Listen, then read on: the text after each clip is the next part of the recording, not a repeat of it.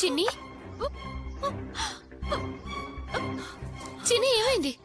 House my wife? తను బానే ఉంది కదా? Relax, she's fine. She has suffered miscarriage. చూడు చిన్ని, జెస్సీ ఈ ఇంటికి పెద్ద కోడలు. అది చాలక నువ్వు కూడా 24 గంటలు జెస్సీ అక్క అంటూనే ఉంటావు. దాని అర్థం ఇదైతే కాదు కదా. ఆ మహారాణి 24 గంటలు విశ్రాంతి తీసుకుంటుందా? నువ్వు ఇంటి పనులు చేస్తూ ఉంటావా? హ్యాపీ బర్త్డే అక్క. ఓ థ్యాంక్ యూ సో మచ్. ఈ సంవత్సరం అయితే నేను కూడా ఈసారి అందరి ముందు గిఫ్ట్ ఇస్తున్నాను. జెస్సీ, ఇదిగో తీసుకోమ్మా, నీ బర్త్డే గిఫ్ట్. థ్యాంక్ యూ అత్తయ్య. నేనేమైనా పరాయిదాన్నా? నాకు నువ్వు థ్యాంక్స్ చెప్పడం ఎందుకు తల్లి? ముందు ఓపెన్ చేసి చూడమ్మా.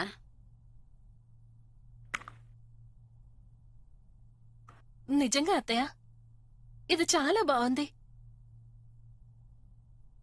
ఎలా ఉంది? చాలా బాగుంది.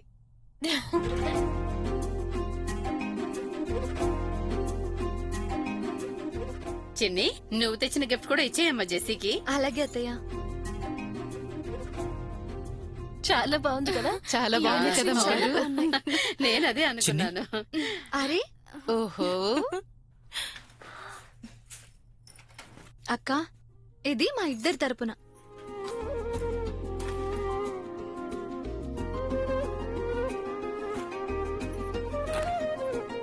ఎంత పెద్దదో కదా.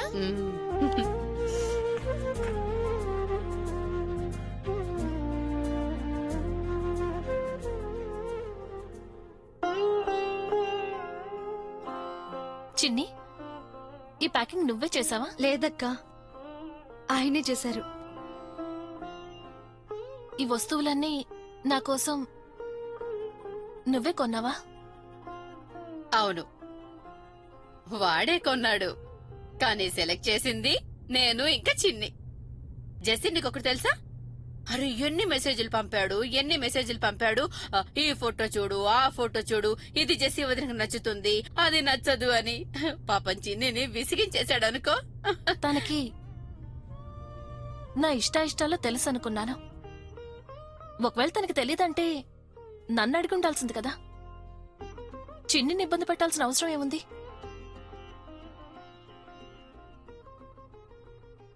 ఎవరు?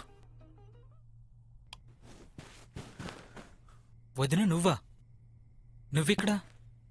ఏ, ఇక్కడికి రావడానికి పర్మిషన్ లేదా? లేదు, నువ్వు ఈ టైంలో ఏమైనా పనుంటే నన్ను పిలవాల్సింది కదా. ఏమైనా చెప్పాలా నువ్వు? అవును, నీకొకటి గుర్తు చేయాలి. ఏంటది? అదే, నువ్వు మర్చిపోయింది. నేనే మర్చిపోయాను. నా బర్త్డే గిఫ్ట్. ఇందాకిచ్చాను కదా. అది నువ్వు చిన్ని ఇచ్చారు. నేనిప్పుడు నీ గిఫ్ట్ గురించి అడుగుతున్నాను. నాకు ప్రతి ఇయర్ బర్త్డే రోజున ఇస్తావుగా, కానీ ఈ ఇయర్ ఇవ్వడం మర్చిపోయావు. ఓ ప్లీజ్ వదినా, నువ్వు మాటిమాటికి ఎందుకు ఇలా మాట్లాడుతున్నావు? మాటిమాటికి ఎక్కడా? బర్త్డే గిఫ్ట్ గురించి ఇప్పుడే కదా అడిగాను. ప్రతి ఇయర్ లాగే ఈ ఇయర్ కూడా. నీకెన్నిసార్లు చెప్పాలి వదినా? ఇప్పుడంతా మారిపోయింది. నా ఫీలింగ్స్, నా ఎమోషన్స్, నా ఆలోచన ఇప్పుడు అన్నీ మారిపోయాయి. దానివల్ల నాకే కదా నష్టం జరిగింది. నాకు నా బర్త్డే గిఫ్ట్ దొరకలేదు. గిఫ్ట్ ఇచ్చాను కదా. అది వీరేందర్ చిన్ని కలిసిచ్చారు. వాళ్ళకి నేను థ్యాంక్స్ కూడా చెప్పాను. నీ గిఫ్ట్ కోసం నేను ఎదురు చూస్తూ ఉంటాను. సరే, ఏం పర్వాలేదు. ఇప్పుడు వెళ్ళిపోతాను. కానీ గుర్తుపెట్టుకో, నా గిఫ్ట్ నువ్వెప్పటికైనా ఇవ్వాల్సిందే.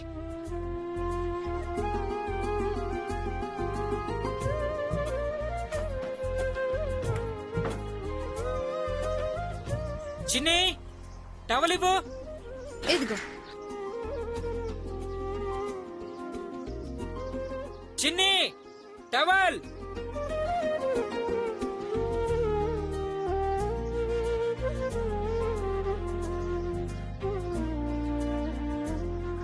చిన్ని, టవల్. ఈ వీరేందర్ ఉన్నాడే ఎప్పుడు చూసినా అరుస్తూనే ఉంటాడు.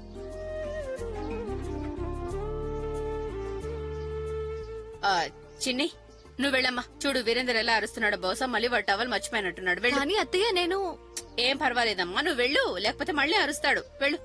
కూరగాయలు నేను తీసుకుంటానులే. అలాగే. ఇదిగో బాబు,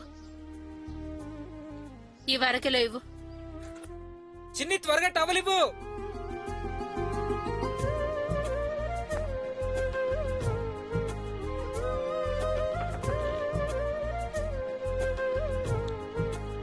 వదినా నువ్వా? నాకు ముందే తెలుసు నువ్వు కావాలని పిలుస్తున్నావు అని. టవల్ ఉంది కదా, మరెందుకు గట్టిగా అరిచావు? వదినా ప్లీజ్ ప్లీజ్ నువ్వు వెళ్ళి ఇక్కడి నుంచి. ఎందుకు? నీకు టవల్ వద్దా? నాకేమీ వద్దు. నువ్వు వెళ్ళిపో ఇక్కడి నుంచి ప్లీజ్. నువ్వే కదా చేయి పట్టుకుని నన్ను. వదినా నేను నీకు దండం పెడతాను, ప్లీజ్ ఇక్కడి నుంచి వెళ్ళిపో. వెళ్ళను. నువ్వు ముందు నాకు విషయం చెప్పు. ఏంటి? నాకు నా బర్త్డే గిఫ్ట్ ఎప్పుడిస్తా?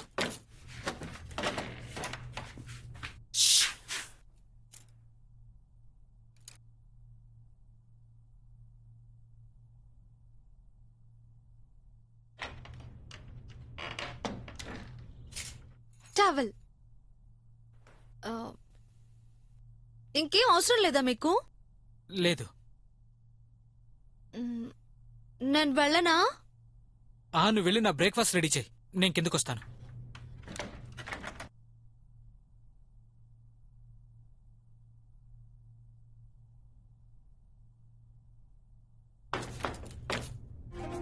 ఇక నువ్వు వెళ్ళి ఇక్కడ నుండి వెళ్ళు.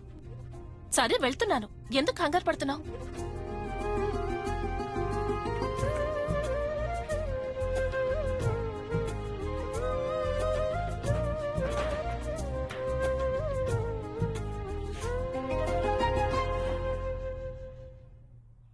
అత్తయ్య, ఎవరు ఫోన్ చేశారు? మన అశోక్ చేశాడు. అశోక్ అని చేశాడా? ఏమంటున్నాడు? అరే ఏముంది, ముందేమన్నాడో అదే. మళ్ళీ ఓ 3-4 రోజులు చిన్నీని ఫగ్వాడా పంపించమని. లేదత్తయ్య, నేను ఈసారి వెళ్ళను. లేదు, నేను తనకి సరే అని చెప్పాను. నువ్వు వెళ్లి తీరాల్సిందే. కరీనా కవితలతో కాస్త సమయం గడిపితే గనక అప్పుడు నీకు ప్రశాంతంగా ఉంటుంది. అంతేకాకుండా అంటారుగా, వాతావరణం మారితే మనసు కూడా మారుతుంది అని. కానీ అత్తయ్య, ఆయన మూడు. ఏమి కాదులే వాడి మూడ్కి. నాకు వాడి సంగతి చాలా బాగా తెలుసు. ఏదైనా విషయం వాడికి తగ్గట్టుగా జరగలేదంటే అప్పుడు వాడి మూడ్ పూర్తిగా మారిపోతుంది. నేనిలా అనకూడదు కానీ, ఎవరి గురించైతే మనం ఎక్కువగా ఆలోచిస్తూ ఉంటామో వాళ్ళు మన గురించి అస్సలు ఆలోచించరు. చూస్తూ ఉండు, నువ్వు రేపు ఫగ్వాడాకు వెళ్తావుగా, అప్పుడు నువ్వు తనకి చాలా గుర్తొస్తావు. అప్పుడు నీ గురించి వాడు ఇంతకు ముందు కంటే 10 రెట్లు ఎక్కువగా ఆలోచిస్తాడు.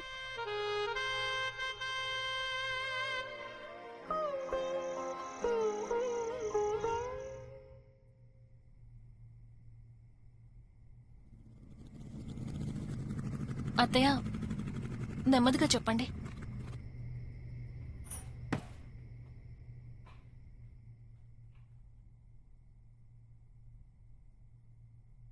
అమ్మా, ఐమ్ సారీ. అది ఈరోజు ఉదయం చాలా బాగుంది. ముందనేయటం, తర్వాత బాధపడటం. సరే కదా, దాని గురించి వదిలే. ఇక మీదట చిన్నితో నువ్వు ఎప్పుడైనా అలా కోపంగా మాట్లాడితే గనక అస్సలు బాగుండదు చెప్తున్నా. నాకు చిన్ని మీద కోపం లేదు. ఎవరి మీదున్నా సరే, చిన్ని మీదగా చూపించావు. పాపం మన చిన్ని, తన మనసు ఇప్పటికే చాలా బాధపడుతోంది. కాని నువ్వు షాపులో ఉన్న సమస్యలన్నింటినీ, ఎవరి మీద ఉన్న కోపాన్ని తన మీద చూపిస్తూ ఉంటావు. ఇలా ఎంతకాలం నడుస్తుందిరా? సారీ చెప్పాను కదా, ఇక మీదట అలా చేయను. వీరేందర్, నేను చిన్నీని 2-3 రోజులు ఫగ్వాడాకి పంపిస్తున్నాను. ఫగ్వాడా? ఎందుకు? అరే ఎందుకేంటి, వాళ్ళ ఇంటికి వెళుతుంది, కాస్త విశ్రాంతి తీసుకుంటుంది, ఇంకేముంది.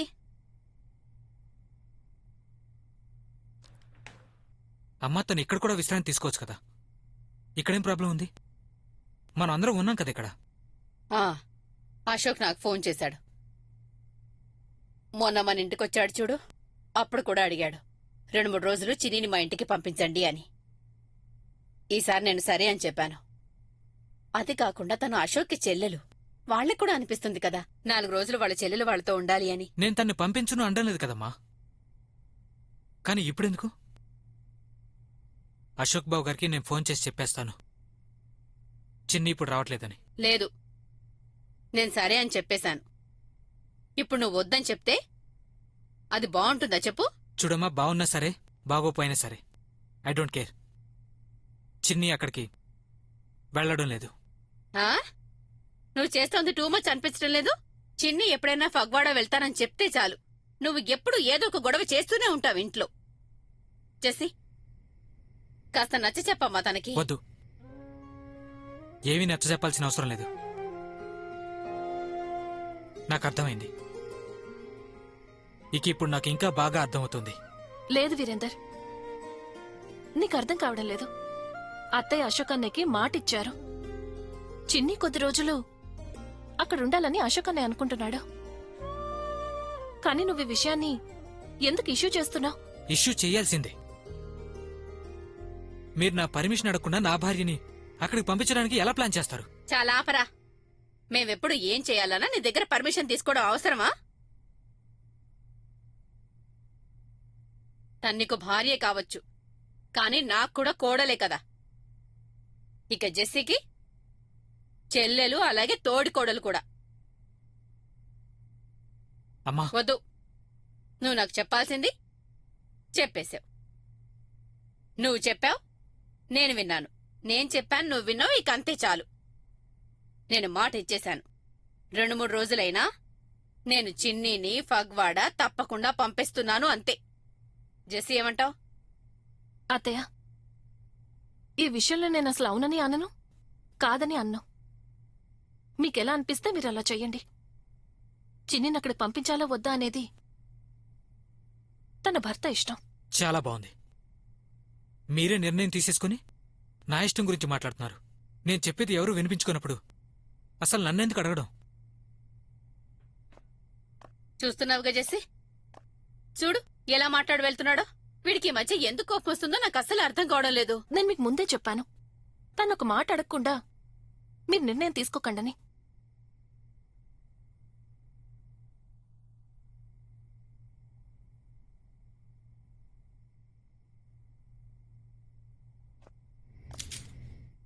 ఏమైంది?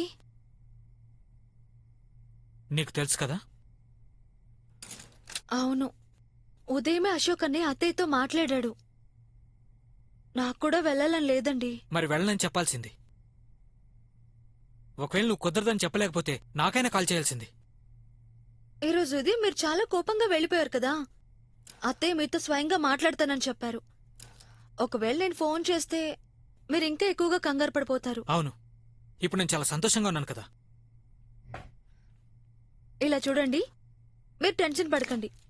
నేను వెళ్ళకూడదనే కదా మీరు కోరుకుంటున్నారు. అయితే నేను వెళ్ళను. అత్తయ్యకి ఏదో ఒక వంక చెప్పేస్తానులే నేను. ఇప్పుడు ఎలాంటి లాభం లేదు. అలాగా? ఒకవేళ నేను వెళ్ళాలంటే కూడా ఇప్పుడే బయలుదేరి వెళ్ళిపోవడం లేదు. ఇప్పుడు ఇద్దరం కలిసే కదా ఉన్నాం. వెళ్ళని గురించి మర్చిపోండి కాసేపు. ఎలా మర్చిపోవాలి? నన్ను అడగకుండా వాళ్ళు నిన్ను పంపించాలని ఎలా నిర్ణయిస్తారు? పెద్దవాళ్ళు కదా, ఒక్కోసారి మనకి వాళ్ళ మాటలు నచ్చకపోయినా సరే విని తీరాల్సిందే కదా. అది సరే, మీకు తెలుసా, కోపం వల్ల టెన్షన్ వల్ల ఆరోగ్యం పాడైపోతుంది. సరే, ఇక వదిలేయండి. పదండి, రండి, కూర్చోండి. ఒక గేమ్ ఆడుకుందామా? చూడండి, ఇప్పుడు 2 నిమిషాల్లో మీ కోపం పోతుంది. ఇలా చూడండి, మీరెప్పుడైనా ఈ గేమ్ ఆడారా? మీరు ఇందులో చేయి పెట్టండి. ఒకవేళ మీ చెయ్యి ఉండిపోయిందంటే అప్పుడు ఇక మీరు నేనేం చెప్తే అది వినాలి. పెట్టండి. ఒకవేళ మీ చెయ్యి ఉండిపోయిందంటే అప్పుడు మీరు నాకు బానిసైపోతారు. ఏంటి ఆలోచిస్తున్నావు? చెయ్యి పెట్టు. పెట్టండి, పెట్టండి. ఒకవేళ నీ చెయ్యి ఇరుక్కుపోతే అప్పుడు జీవితాంతం నువ్వు నాకు బానిసగా ఉండాలి. పెట్టు వీరేందర్. పెట్టండి. Just stop it. నేను ఎవరికి బానిసలు కాను, ఎవరికి బానిసలు కాను నేను. సరే, ఏమైంది మీకు అసలు? మీరెవరికి బానిస కాదు. మీరు బానే ఉన్నారు కదా. వీరెందుకు చెప్పండి, మీరు బానే ఉన్నారు కదా. ఒక నిమిషం ఆగండి. ఏమండి, ఆగండి. నేను చెప్పేది వినండి. ఏమైంది ఒకసారి నేను చెప్పేది వినండి. ఆగండి వీరేందర్, చెప్పేది వినండి. ఏమైంది మీకు? నేను చెప్పేది వినండి. వీరేందర్, వీరేందర్, ఏమైంది?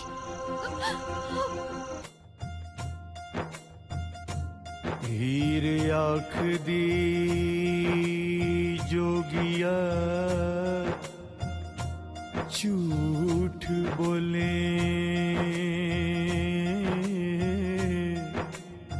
वे कौन रुठड़े यार मनाम दाए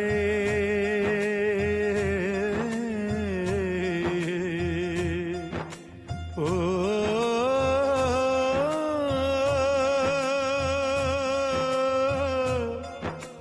ऐसा कोई ना मिलया बे मैं ढूंढ थकी.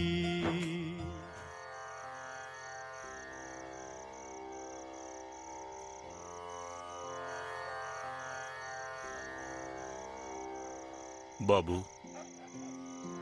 ఈరోజు ఏ భయంతో ఇక్కడికి పారిపోయి వచ్చావో? బాల్యం ఎప్పుడూ పోయింది, కాని చిన్ననాటి అలవాట్లు నీకింకా పోలేదు. ఈ రోజుకి నాకు ఆ బిడ్డ గుర్తున్నాడు. వాళ్ళమ్మ దగ్గర దెబ్బలు తినాలనే భయంతో తనిక్కడికొచ్చి దాక్కునేవాడు.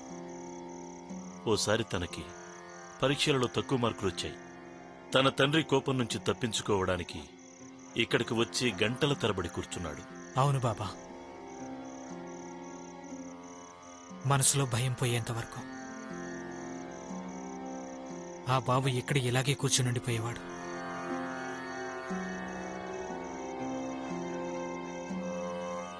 ఈ చోటు నాదేనేమోనని నాకెప్పుడూ అనిపిస్తూ ఉండేది. కేవలం నాదే అని. ఈ రోజుకి ఇది నీదే. అందుకనే ఈ చోటు నిన్ను ఈ రోజుకి ఇక్కడికి లాక్కుని వస్తూ ఉంది. గుర్తుందా? ఒకసారి నువ్వు ఇక్కడ 4-5 గంటల వరకు కూర్చున్నావు, కదలనే లేదు. ఆ, అప్పుడు నేను 9th క్లాస్ చదువుతున్నాను. క్రికెట్ బాల్తో చిందర్ బాబాయ్ బండి హెడ్లైట్ పగలగొట్టేశాను నేను. పగలగొట్టావా లేక పగిలిపోయిందా? తేడా ఏముంటుంది? తప్పైతే నాదే కదా. తెలిసి జరిగే తప్పుకి తెలియకుండా జరిగే తప్పుకి తేడా ఉంటుంది. కానీ ఆ రెండిటికి శిక్ష అయితే ఒకటే ఉంటుంది కదా. అవును. ఇక ఆ శిక్షకు భయపడిన వ్యక్తి తనకి తాను మరలా మరలా శిక్షించుకుంటాడు. లేదు బాబా, నాకు నేనే కాదు, మరొకరు కూడా శిక్ష వేసొచ్చాను. సమస్యలను ఎదుర్కొని అలసిపోయి సమస్యల నుండి పారిపోతున్నావా లేక నీకు దూరంగానా? ఇక ఆ సమస్యలకి కారణం స్వయంగా నేనే అయితే అప్పుడు నిన్ను నువ్వు ఎదుర్కోవాలి. నీ యొక్క భయం అలాగే నీ కోపం వల్ల నువ్వు ఎవరినీ బాధ పెట్టొద్దు. మాట్లాడాలి అనుకుంటే ధైర్యంగా మాట్లాడాలి. ఒకవేళ నాలో అంత ధైర్యం లేకపోతే? సమస్యలతో సతమతమవుతున్న మనసు గురించి బాబాగారు ఒక మాట చెప్పారు. అబద్ధాలను ఎన్నో రోజులు దాచలేము, ఎప్పటికైనా నిజం బయటికొచ్చి తీరుతుంది. ఈ విషయాన్ని అందరూ అర్థం చేసుకోవాలి. అబద్ధపు పరదాన్ని తీసేయాలి, అప్పుడు ఏదైనా మంచి జరుగుతుంది. అలాగే నిజమనే మంటల్లో ఏమేం కాలిపోతాయో ఎవరికి తెలిసి చెప్పు. చూడు బాబు, ఇప్పుడు నీ మనసులో ఈ చిక్కుముళ్లే కదా సమస్యగా ఉన్నాయి. అక్కడా ఇక్కడ నువ్వు నీ ప్రశ్నలకు జవాబును వెతకొద్దు. నీ మనసే నీకు సరైన దారిని చూపిస్తుంది.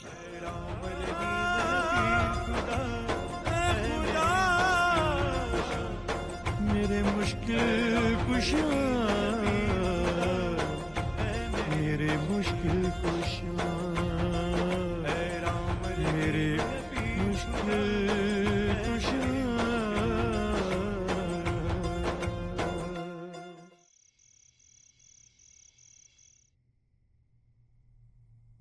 ఎక్కడికెళ్ళావు నువ్వు? నీకేమన్నా తెలుసా మేమెంత కంగారు పడిపోయామో ఇక్కడ? ఎక్కడికి వెళ్ళాలనుకున్నా చెప్పి వెళ్లాల్సింది కదా. కనీసం ఫోన్ అయినా లిఫ్ట్ చేయాలి. మా అందరికీ ప్రశాంతంగా ఉంటుంది కదా వీరేందర్. నీకు తెలుసా మేమెంత కంగారు పడిపోయాము అని. ఒప్పుకుంటాను, ఇంట్లో గొడవ జరిగింది. దానికి మా మీద అరిచి తిట్టి గొడవ పడొచ్చు కదా, అంతేగాని ఇలా కంగారు పెట్టొద్దు. నేనెవరినీ కూడా కంగారు పెట్టాలని అస్సలు అనుకోలేదు. కానీ మేమైతే కంగారు పడ్డాం కదా వీరేందర్. పాపం తను ఏడ్చి ఏడ్చి ఎలా అయిపోయిందో చూడు. ఇప్పుడు చివరికి తనకి వాళ్ళ అన్నయ్య ఇంటికి వెళ్లే హక్కు కూడా లేదన్నమాట. అయినా తనేమైనా శాశ్వతంగా ఉండిపోవడానికి వెళ్తుందా? ఇక నువ్వేమైనా ఇంట్లో ఒంటరిగా ఉండబోతున్నావా? నేను జెస్సీ ఉన్నాం కదా ఇంట్లో, నీకేం కావాలో చూసి పట్టించుకోవడానికి. కాని లేదు, ఇంత చిన్న విషయానికి పెద్ద గొడవ చేసి ఇంట్లో అందర్నీ చాలా కంగారు పెట్టేశావు. చూడు వీరేందర్, ఒకవేళ ఏదైనా విషయం నీ మనసుని కంగారు పెడుతుంటే గనక నువ్వు దాని నుండి దూరంగా పారిపోవద్దు. ప్రశాంతంగా కూర్చొని చక్కగా మాట్లాడుకొని దాన్ని పరిష్కరించుకోవాలి. అది మాత్రమే కాదు, భార్యాభర్తల గొడవలు ఇంటి లోపల ఉన్న 4 గోడల మధ్య జరగాలి, అక్కడే పరిష్కారం కావాలి. అప్పుడే మంచిది. లేకపోతే అందరి జీవితాలు బయట వాళ్ల దృష్టిలో చులకనైపోతాయి. నేను ఇంతసేపు పిచ్చిదానిలా మాట్లాడుతున్నాను కదా, అసలు నీ బుర్రకేమైనా ఎక్కిందా లేదా? I'm sorry. సారీ నాకు కాదు, చిన్నికి చెప్పు.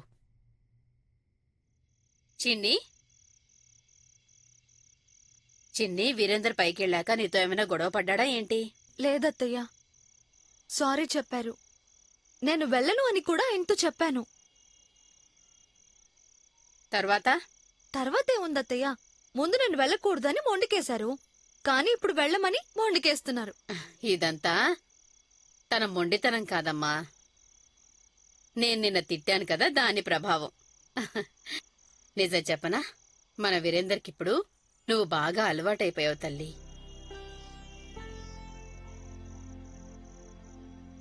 నన్ను నువ్వు అమ్మలా అనుకుంటున్నావు కదా, అందుకే ఇవాళ అత్తగారిలా కాదు, ఒక తల్లిగా కొన్ని విషయాలు చెప్తాను నీకు. చూడు తల్లి, ఈ భార్యాభర్తల బంధం ఉంటుంది చూడు, దాని ముందైతే అన్ని బంధాలు తక్కువగానే అనిపిస్తాయి. తల్లి తర్వాత కేవలం భార్య మాత్రమే కదమ్మా, తన భర్తకి అందరికంటే చాలా దగ్గరగా ఉండేది. తన స్నేహితురాలిగా, తన సంతోషం, తన సుఖం, అన్ని విధాలుగా ప్రతి అడుగులోనూ తనకి తోడుగా ఉంటుంది.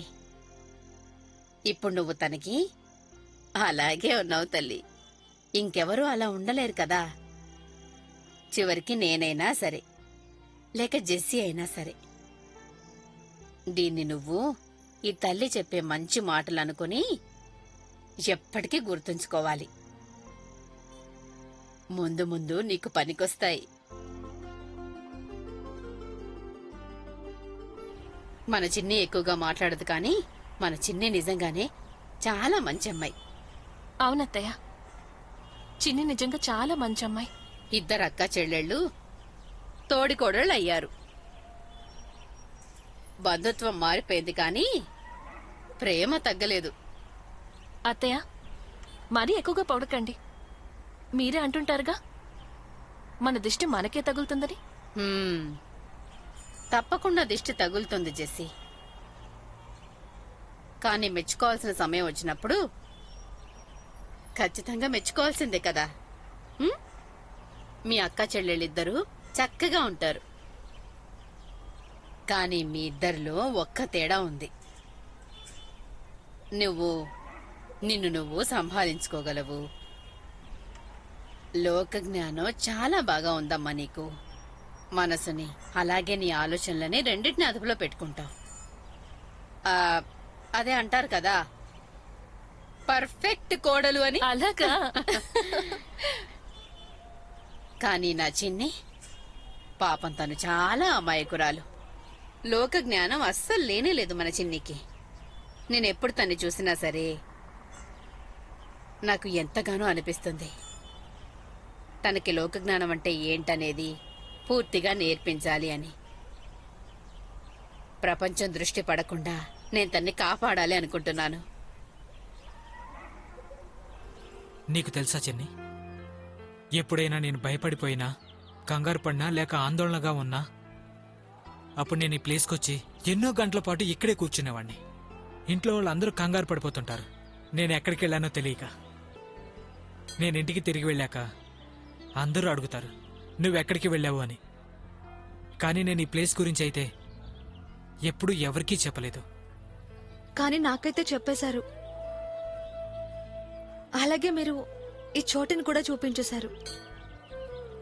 ఎందుకంటే నేను నిన్ను నా జీవితంలో ప్రతి విషయంలోనూ భాగం చేసుకోవాలనుకున్నాను. Thank you. చిన్ని, తెలుసో తెలియకో నేను ఎప్పుడైనా నీ మనసును బాధ పెట్టుంటే లేక నిన్ను ఏడిపించుంటే దానికి నన్ను క్షమించు. అండ్ ఐ ప్రామిస్, ఈ రోజు నుండి నీ మనసును బాధ పెట్టే ఎలాంటి పనిని నేను ఎప్పటికీ చేయించింది. నాకు తెలుసండి. అలాగే నేను మీతో ఒక రహస్యం గురించి చెప్పాలనుకుంటున్నాను. ఏంటది? జెస్సీ అక్క నన్ను కపూర్తులకి తీసుకొచ్చినప్పుడు తను నన్ను ఒక ప్రశ్న అడిగింది, నీకు ఎలాంటి భాగస్వామి కావాలి అని. అప్పుడు నేనేమని చెప్పానో తెలుసా? నా జీవిత భాగస్వామి ఎలా ఉండాలంటే అతనికి నాకు వయసులో పెద్ద తేడా ఉండకూడదు, అతను నాకు స్నేహితుల్లా ఉండాలి, నన్ను అర్థం చేసుకోవడంలో చిన్న పిల్లల్లా ఉండకూడదని, అతను నా ఫీలింగ్స్ ని అర్థం చేసుకునేలా ఉండాలి, ప్రేమించే వాళ్ళ ఉండాలి, కేరింగ్ గా ఉండాలి. నేను నవ్వితే అప్పుడు తను కూడా నవ్వాలి. నేను బాధగా ఉంటే అప్పుడు తను కూడా బాధపడాలి. ఒకవేళ నేను గనక చనిపోతే తను బతకలేక చావాలి. ఇక మీరు పూర్తిగా అలాగే ఉన్నారు. ఇక బయలుదేరతాను. మంచిది బాబు, త్వరగా వెళ్తేనే మంచిది. ఆలస్యం అయ్యే కొద్దీ నీకు ట్రాఫిక్ పెరిగిపోతూ ఉంటుంది. ఏమైంది? నా బైక్ కీస్ ఎక్కడ పెట్టారు మీరు? పాకెట్లోనే పెట్టుకున్నాను. ఎక్కడైనా పడిపోయిందా ఏంటి? ఎక్కడ పోయి ఉంటుంది, ఇక్కడే ఎక్కడో ఉండుంటుంది. ఒకవేళ పిల్లలేమీ తీసుకెళ్లేదు కదా? కవిత, కరీనా, పిల్లలు, వీరేందర్ బైక్ తాళాలు చూసారా? మీరిక్కడే ఉండిపోవడం మంచిదైంది. నాకు చాలా సంతోషంగా ఉంది. అలాగా? నేను ఇక్కడే ఉండాలని నువ్వు కోరుకున్నావు, మరెందుకు చెప్పలేదు? మీ తాళాలు కనిపించకపోవడం మంచిదైంది. చెప్తే వింటారో లేదో? ఇదైతే అస్సలు బాలేదు. నువ్వు గనక నాకు చెప్తే నాకు సంతోషంగా ఉంటుంది, నా భార్య నేను లేకుండా ఉండలేదు అని. మీరు నాకు చెప్పడం మంచిదైంది. ఈసారి నుండి తప్పక చెప్తాను. అందుకే నాతో పాటు మీ నైట్ డ్రెస్ కూడా తీసుకొచ్చేస్తాను. ఓ నో, ఈ తాళం మీ పాకెట్లోనే ఉందండి. అవును, అది నాకు తెలుసు. ఆ మీరు తాళం కనిపించలేదని, తాళం పోయిందని అబద్ధం చెప్పి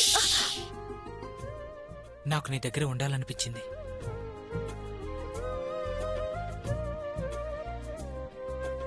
ఏమంటున్నావు నువ్వు? వీరేందర్ రాత్రి ఇంటికి రాలేదా? పగ్వాడాలో చిన్నితో పాటు ఉండిపోయి ఉంటాడు. మంచిదే కదా, అది అత్తారిల్లు కదా, ఉండమని చెప్పుంటారు. లేకపోతే ఒకవేళ చిన్నియే పంపించలేదేమో. ఆ అయ్యుండొచ్చు. జెస్సీ, ఒకటి మాత్రం ఒప్పుకోవాల్సిందే, చిన్ని వీరేందర్ని పూర్తిగా మార్చేసింది. ఆయన నిజం చెప్పాలంటే అందరూ ఇలాగే ఉండాలి జెస్సీ. భార్యాభర్తలిద్దరూ ఒకరికొకరు తోడుగా ఎప్పుడూ దగ్గరగానే ఉండటం మంచిది. ఇదే కదా ఈ బంధానికి అందాన్నిస్తుంది. కానీ ఒక్కొక్కసారి వద్దనుకుంటే కూడా దూరాలను భరించాల్సొస్తుంది. కానీ ఒకవేళ మనసులు దగ్గరగా ఉంటే అప్పుడు శరీరాలు దూరంగా ఉన్నా దాన్ని మనం భరించగలుగుతాం. ఇప్పుడు నీ సంగతి తీసుకో. నరేందర్ అన్నయ్య నీకు మైళ్ల దూరంలో ఉన్నారు. అయినా కూడా మీ ఇద్దరి మనసులు ఎంతో దగ్గరగా ఉన్నాయి. కానీ నేను ఒకే ఇంట్లో ఒకే గదిలో ఉన్నా కూడా మా భార్యాభర్తల మధ్య దూరాలు మాత్రమే ఉండేవి, ఇంకేవీ లేదు. ఆయన నీకు గుర్తొస్తున్నారా? తెలీదు. ఒకసారి మనసు అవునంటుంది, ఒకసారి కాదంటుంది. కానీ నిజం చెప్పాలంటే ఎప్పుడైనా ఆయన ఫోన్ చేస్తే అప్పుడు నాకు చాలా సంతోషంగా ఉంటుంది.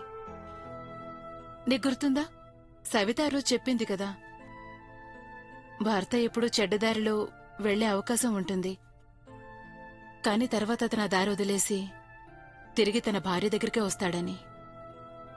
ఎవరికి తెలుసు, ఈ బంధం మళ్ళీ ముందులా మారుతుందేమో. లేదు జెస్సీ, ఇదంత సులభం కాదు. అయినా నీకు అర్థం కాదు.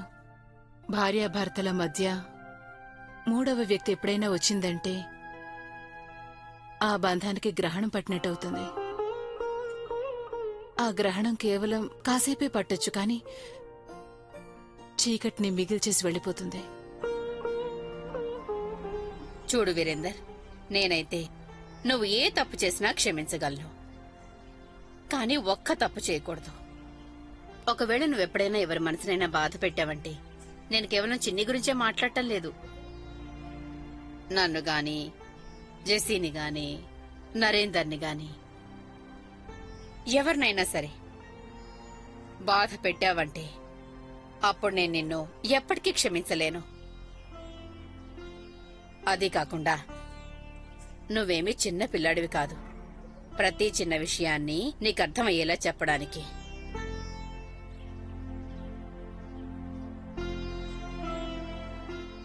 ఈ బంధాలున్నాయే ఎంతో విచిత్రంగా ఉంటాయి వీరేందర్. మనసు కాస్త బాధ కలిగితే, లేకపోతే వాటికివ్వాల్సిన విలువ మనం ఇవ్వలేదంటే అప్పుడు ఆ బంధాలు ముక్కలైపోతాయి, తునాతునకలైపోతాయి వీరేందర్. ఆ తర్వాత మనం జీవితాంతం వాటిని మళ్లీ కలుపుకోవాలని ప్రయత్నించినా దానివల్ల ఎలాంటి లాభం ఉండదు. నేను నీకు చెప్పాను కదా చిన్ని, నువ్వు ఏ పని చేయకూడదని. నువ్వు లోపలికెళ్ళి ఇవన్నీ నేను చూసుకుంటాను, వెళ్ళు. వదినా, నువ్వెందుకు నన్నే పని చేయనివ్వడం లేదు? ఎందుకంటే మీ అత్తగారు ఖచ్చితంగా చెప్పేశారు, కోడలితో ఏ పని చేయించొద్దని. తనక్కడికి కేవలం విశ్రాంతి తీసుకోవడానికే వస్తోందని. నీకు అత్తయ్య మాటలు బాధ కలిగించాయా? ఆవిడ తరపున నేను క్షమాపణ అడుగుతున్నాను.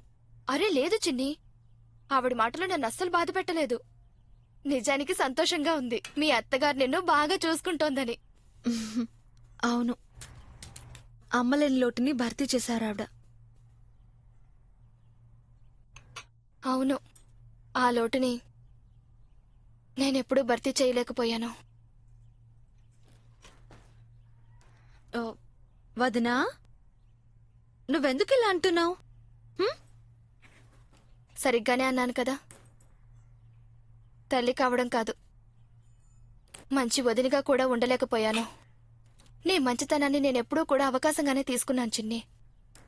లేదొదినా, అది నీ హక్కు, ఎప్పటికీ అలాగే ఉంటుంది. కానీ హక్కుతో పాటు నాకు బాధ్యత కూడా ఉంటుంది. దానిని నేనెప్పుడూ నిర్వర్తించలేదు. నీకు తెలుసా చిన్ని, ఒక మనిషి వాల్యూ మనకెప్పుడు తెలుస్తుందో, ఎవరైనా మనకి దూరమైనప్పుడే. అన్నయ్య చాలా సరిగ్గా చెప్పాడు. నిన్ను అర్థం చేసుకోవడం అంత ఈజీ కాదు. నువ్వు ఎలా ఉన్నా సరే మాకు చాలా చాలా ఇష్టం. నీ మనసు చాలా మంచిది, అవునా? చాలు చాలు, ఒక్క రోజులో నన్ను ఇంతగా పొగడొద్దు నువ్వు. అమ్మగారు, మీరు నాకు కూడా నేర్పించచ్చు కదా పచ్చడి ఎలా పెట్టాలనేది. అదేంటంటే నేను కెనడాకి వెళ్ళిపోయిన తర్వాత ఆయనకి చేసి పెడతాను. లవ్లీ, నువ్వు కూడా పచ్చడి పెట్టడం నేర్చుకో. ఎందుకు? అవును లవ్లీ, నువ్వు కూడా నేర్చుకో. అదేంటంటే అత్తయ్య గారు కూడా సంతోషిస్తారు కదా. పెళ్ళైన తర్వాత తనన్నీ తప్పకుండా నేర్చుకుంటుంది. అయ్యో, తనకి నేర్చుకోవాలని ఉంటేనే కదా తను నేర్చుకుంటుంది. అరే వదిలేయొచ్చు కదా, పెళ్ళైన తర్వాత అందరూ మారిపోతారు. అలాగా? నీకు బాగా తెలుసు కదా అందరు మారిపోతారని. నీ విషయంలో ఎవరు మారిపోయారు? నీ మరిదా లేక నీ చెల్లెలా? చెల్లెలైతే మారలేదు గాని మరిది మాత్రం ఖచ్చితంగా మారిపోయాడు. అయినా ఈ మార్పు అయితే అందరి మంచి కోసమే వచ్చిందని అనుకోవాలి. సవిత, నీకు తెలుసా, నిన్న రాత్రి చిన్నిని ఫగ్వాడాలో దింపడానికి వెళ్ళాడు, అక్కడే ఉండిపోయాడు. అవును, తన బైక్ తాళం కనిపించలేదంట. ఖచ్చితంగా చిన్ని గారి ఎక్కడో దాచేసుంటారనిపిస్తోంది. అరే లేదురా అని, నీకసలు ఏమీ తెలీదు. ఏంటంటే చిన్ని దాయలేదు, వీరేందర్ అనే పాకెట్ లోనే ఉందంట తాళం. అక్కడే ఉండాలని తన తాళం కనిపించలేదు అన్నాడు. ఉదయాన్నే చెప్పింది చిన్ని నాతో. పిన్ని గారు చాలా సరిగ్గా చెప్పారు. ఇలా పెళ్ళయిందో లేదో మరిది పూర్తిగా మారిపోయాడు. నాకు తెలుసు ఈరోజు మీరు తప్పకుండా వస్తారని. అలాగా? అంత కాన్ఫిడెన్స్ ఉందా? ఎందుకు ఉండకూడదు? మీరు నేను లేకుండా అస్సలు ఉండలేరు. అది నిజమే. అందుకనే నా బైక్ దానికదే ఇటువైపు వచ్చేసింది. ఆ అయితే నేను థ్యాంక్స్ మీకు కాదు, మీ బైక్ కి చెప్పాలి కదా. నో. పదండి గదిలోకి వెళ్దాం. మీరింటికి ఫోన్ చేసి చెప్పారు కదా. లేదు, నేనేమి చేయలేదు. నువ్వు చేసి చెప్పు. లేదు లేదు, మీరే చేసి చెప్పేయండి. చిన్ని, నువ్వు చేసినా నేను చేసినా ఒకటే కదా. కానీ కానీ త్వరగా చెప్పు. సరే, నేనే చేసి చెప్తాను. మన వీరేందర్ ఈ రోజు కూడా ఫగ్వాడాకి వెళ్ళాడట. ఈ రోజు కూడా అక్కడే ఉంటాడా? లేదు లేదు, చిన్ని ఫోన్లో ఏం చెప్పిందంటే భోంచేసి బయలుదేరతాడని. కానీ నాకైతే వీరేందర్ మీద కొంచెం కూడా నమ్మకం లేదు. అత్తయ్య, మీకు నవ్వొస్తోందా? మీరు చిన్నిని అక్కడికి విశ్రాంతి తీసుకోమని పంపించారు, కానీ లాభమేముంది? దీనికంటే మీరు చిన్నిని ఇక్కడికే వచ్చేయమనండి. అరే వదిలే జెస్సీ, ఈ వయసులో అందరు ఇలాగే ఉంటారు జెస్సీ. వీరేందర్. అమ్మా, నువ్వింకా నిద్రపోలేదా? లేదు, అంటే నువ్వు అర్ధరాత్రి బైక్లో ఇంటికి వస్తావు కదా, అందుకని నాకు కాస్త కంగారుగా అనిపించింది. అమ్మా, ఇందులో కంగారు పట్టానికేముంది? నాకేమీ కాదు. లేదు లేదు, నీకే అవుతుంది చెప్పునానా?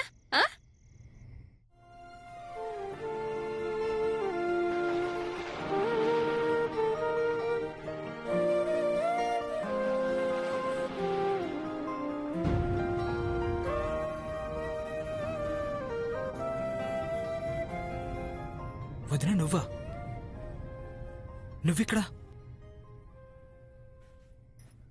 నువ్విక్కడేం చేస్తున్నావు? ప్లీజ్, ఇప్పుడు నన్ను వెళ్ళిపోమని చెప్పొద్దు. నేను నీకు చెప్పాను కదా. అవును, నువ్వు నాకు చెప్పావు వీరేందర్. నేను కూడా విన్నాను. నువ్విదే కదా అన్నావు. మనిద్దరి మధ్య ఉన్న బంధాన్ని నేను మర్చిపోవాలి అని. నేనెలా మర్చిపోవాలి? ఏం చెయ్యాలి? మర్చిపోవడం నాకు అలవాట్లేదు. కానీ మర్చిపోవాల్సిందే. ఎందుకంటే నా జీవితంలో ఇప్పుడు చిన్ని నాకు ఉంది. తెలుసు. పైగా తనని నీ జీవితంలోకి నేనే తీసుకొచ్చాను. తనని జీవితంలో భాగంగా నేనే చేశాను. కానీ దానర్థం ఇది కాదు కదా. నువ్విప్పుడు నన్ను నీ జీవితంలోంచి తీసేయాలి అని. నేను నిన్ను నా జీవితంలో నుంచి తీసేయడం లేదు. నేను నీకు ఆ చోటు ఇవ్వలేను ఇంతకు ముందులాగా. నాకెలాంటి చోటు అవసరం లేదు. అవసరం లేదు వీరేందర్. నీకు నేను ఎన్నిసార్లు చెప్పాలి? నా మనసులో, నా జీవితంలో నువ్వాయన స్థానాన్ని ఎప్పటికీ తీసుకోలేవు. అలాగే నీ మనసులోనూ, నీ జీవితంలోనూ నేను చిన్ని స్థానం తీసుకోవాలనుకోవడం లేదు. చిన్ని నువ్వు కట్టుకున్న భార్య.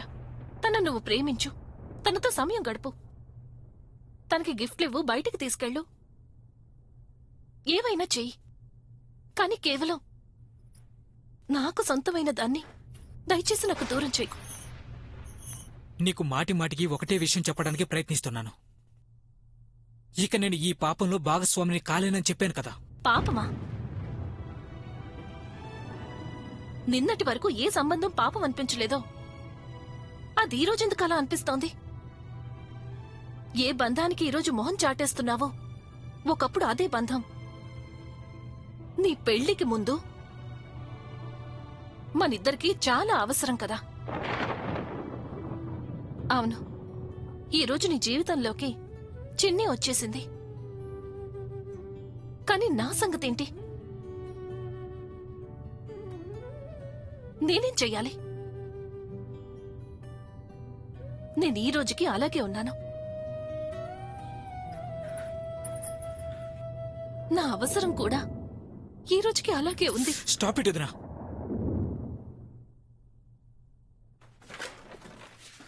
వదినా, వెళ్ళిపోయి ఇక్కడి నుంచి.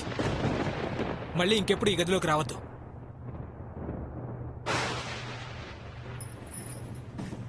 నువ్వేమనుకుంటున్నావు? నీకెప్పుడు కావాలనిపిస్తే అప్పుడు నువ్వు నా వైపు ఎంతో సంతోషంగా వస్తావు. కానీ నీకిష్టం లేదు అంటే అప్పుడు నాకు దూరంగా వెళ్ళిపోతావు. ఒక్కోసారి ఆశలు పుట్టిస్తావు, మళ్ళీ వాటిని చెరిపేస్తావు. ఒకవేళ నన్ను గదిలో నుంచి బయటకు పంపించాలనుకుంటే మరి ఆ రోజు రాత్రి నా గదిలోకి ఎందుకొచ్చావు? అప్పుడు నేను దారి తప్పాను. దారి తప్పే అవకాశం నీకు మాత్రమే ఉందా? అత్తయ్య నిద్రపోయారు, చిన్ని కూడా ఇంట్లో లేదు. మొత్తం అంతా ఇంతకు ముందు ఎలా ఉండేదో అలాగే ఉంది. కేవలం నువ్వే మారిపోయావు. నువ్వే మారిపోయావు.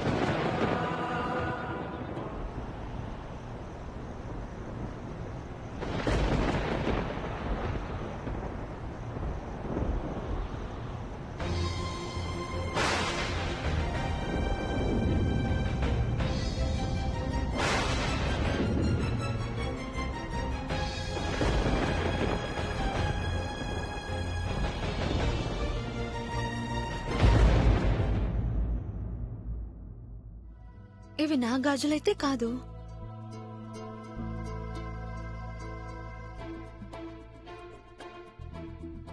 ఇవైతే ఆ గాజులే కదా నేను జెస్సీ అక్కకి. ఇవైతే నా మంచం మీద ఎందుకున్నాయి? నేను చెప్పేది వినడి. నేను వీరేందర్తో సంబంధం తెంచుకుంటాను. దయచేసి నా మాట నమ్మండి. మాట్లాడుకో. నమ్మకం అనే మాట నీ నోటి వెంట వస్తే అసహ్యం వేస్తోంది నాకు. వదలను.